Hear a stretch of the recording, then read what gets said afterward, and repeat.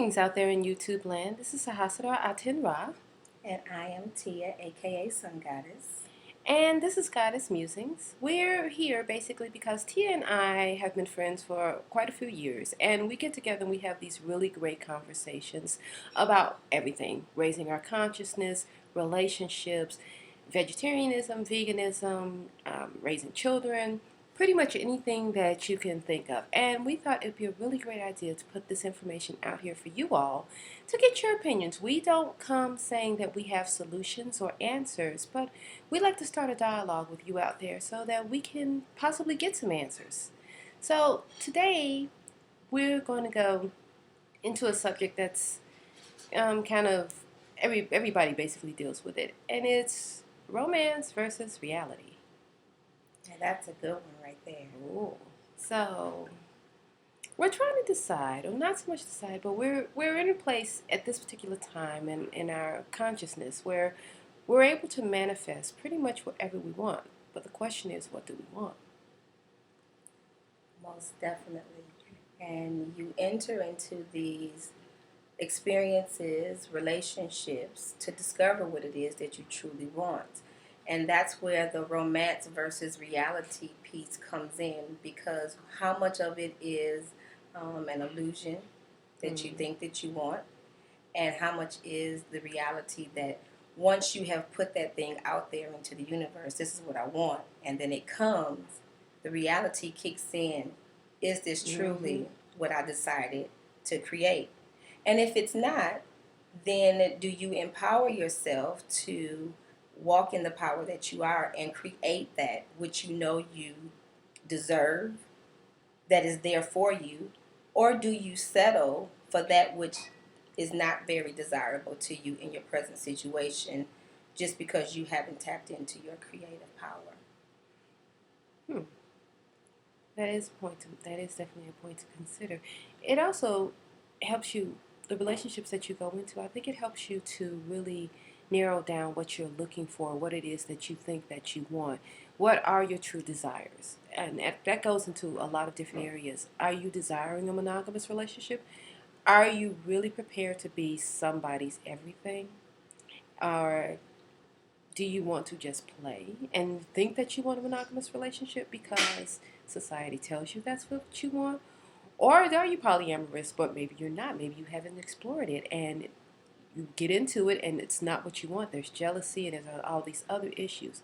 So each relationship, I think, takes us closer to where we want to be in our, I guess, our ultimate relationship, which I'm not even really sure if there's such thing. What do you think? Wow. Well, what is that ultimate relationship? And I would say that that ultimate relationship has to be the relationship that you have with yourself. I agree, because anybody that you meet is pretty much going to be a reflection of of an aspect of yourself. So to expect another human being to be your all in all is really, It's unrealistic. it's unrealistic, and it really puts a lot of pressure on another person. Like you, oh my God, you need to be my sun, my moon, my earth, my rising, my sleeping. That's a lot to do to one human being. So I don't think it's realistic to expect one human being to satisfy every single need that you have. So then the question comes up to, if that one person really isn't there, so to speak, in you wanting whatever it is that you desire to have in your life, if it's not just one person that can fulfill that, then why do we try to hold on to situations after the expiration date has come upon us? I think it's convenience. The devil you know is better than the devil you don't know. We get frightened and we get complacent. You know, you've got your nice 4-bedroom house in whatever suburb of your choice, and you both have your cars and your careers, and it's like, okay, well, the passion is gone, and I really don't dig this person anymore, but we have all this stuff. It's very convenient for us. So are we willing to take the opportunity to branch out into something else and run the risk of basically destroying someone else's comfort level? Because generally both people are there at the same time. Somebody's just not being honest. Exactly, exactly. And when you're in that type of situation, how does it hinder the growth of you discovering who you are when you're not living your authentic truth? I was married once before, and actually that's what happened. I was very young when I got married, I was in my early 20s and he was too. And it got to the point where I outgrew this person and we got a divorce. He did not want a divorce. And I don't think to this day he's forgiven me for that. And that's been quite a while ago.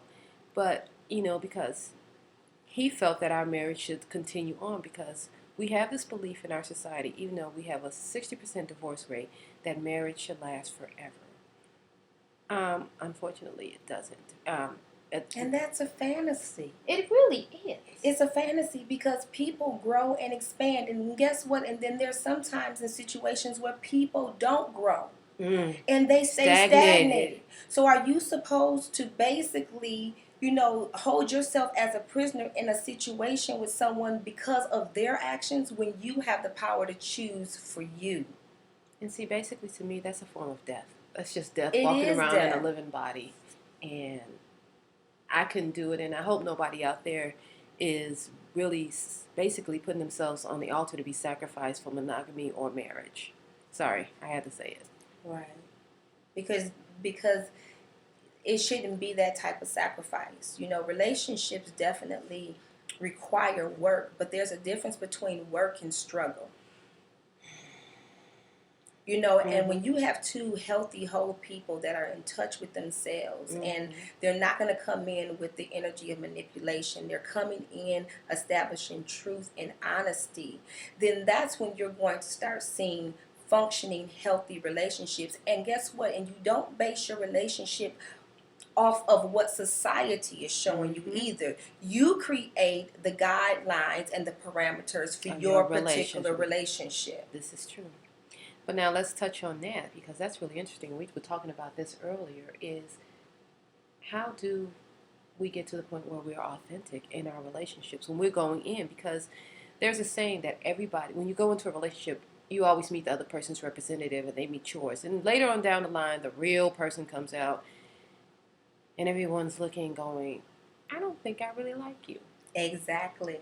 So how do we go into this being authentic? How do we go past the flowery words and someone telling you that you're beautiful and, this, that, and the other, all the stuff that you want to hear, but it's not. I mean, that's not saying you're not beautiful, but it's not based in reality. They have an ulterior motive. Exactly.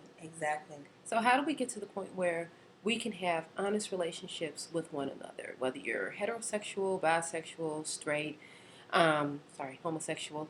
How do we get to the point where with the words and the actions are the same, where somebody can just come up to you and really say what they think, how they feel about you, and you be okay with that, and you can decide whether or not you want to even deal with that. Exactly. I feel like there is an underlining energy of fear, that people are afraid to be alone and be rejected. So people come and they present that pseudo representative like you just mentioned, versus being authentic. But the truth will get you so much further, but it's with you first. You're not even really deceiving the other person. There's a deception that happens internally. Can you elaborate?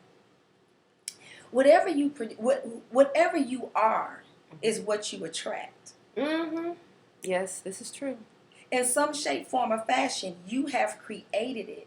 So if you go into a situation and you are dishonest about who you are, then you have already projected an dishonest energy, which means that you're going to get that back at some time. It doesn't matter if it's with that person or with the next person. It's still going to come back because you planted a seed into consciousness.